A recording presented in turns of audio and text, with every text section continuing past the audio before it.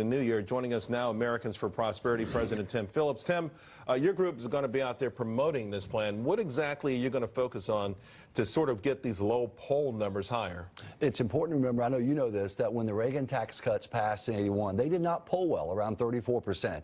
So most Americans look at Washington, they don't trust it. That's a reasonable thing.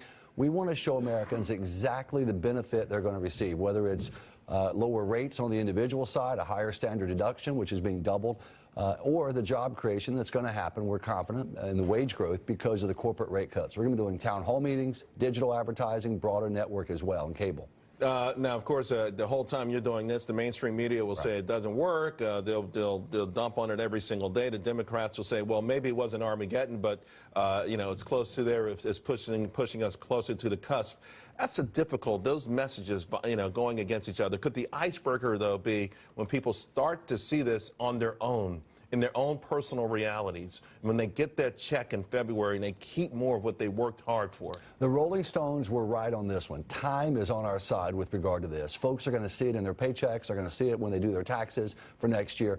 It is on our side. We just got to keep it in front of Americans because, you know, the news cycle moves so quickly. We want to make sure they remember, hey, when you do your taxes at the end of this, you know, next year for this year, or even when you see your paychecks, or when you get that new job, or when your wages are going up, a lot of companies are already raising pay because of the corporate rate cuts.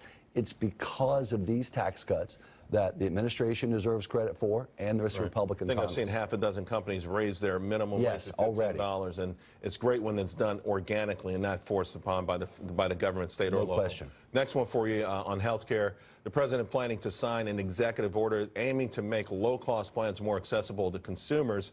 How does that work? What are your thoughts on it? Again, it seems like a no-brainer. I think it would be fantastic because some of those plans in the Obamacare package were so mismatched for the needs of potential customers. It's going to impact young people the most. I've got 3 20-something sons. They're going to be able to choose. Here's a shocking thought based on Obamacare.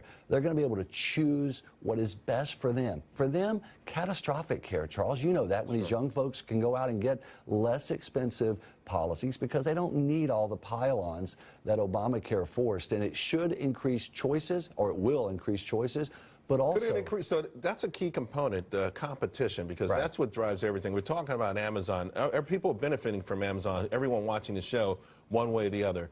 Competition, bringing that to the healthcare market, that's a key component that's been missing. It is, and at this point, if you're in an Obamacare exchange around this country, just under 50% of the folks in those, no choices. They have one company to choose from. Hopefully, when you let companies offer more catastrophic or more detailed plans that again, give consumers more choices, it should increase competition because companies are going to see an opportunity to get out from a government mandate and perhaps make a profit in offering a good service, Charles. And that's the key, letting companies create value, giving them the ability to do that, to compete with each other. That gives consumers choices. And then, of course, your sons can take those savings and buy some Bitcoin.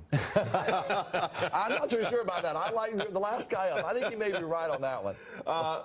Before I let you go, though, all of this, though, comes under one big problem, one big pushback that's always out there, and that's class warfare. Yeah. Right? The idea that, hey, you know, I think it's a bad look when someone belittles regular folks, you know, regular middle-class earners, saying $2,000 is not a big deal, extra $40 a week is no big deal. I think they're so disconnected from the needs of people in that economic area, but also the notion that, hey, yeah, you may get $2,000, but this guy's getting 60. Right. How unfair is that? To stoke that sort of envy. Here's the key thing. As a percentage of income, the middle class and lower middle class is going to benefit as a percentage of their income greater than the top group under this rate cut. It's a good cut. We've got to make that case to folks, and we've got to push back against this envy and the resentment that the left does so much. You know, envy is one of the 7 deadly sins where you don't actually get any satisfaction out of it. Tim Phillips, thank you very much. Appreciate it. Hey, check this out. One New Jersey town outlawing out-of-town drivers during rush hour. Police in Leonia are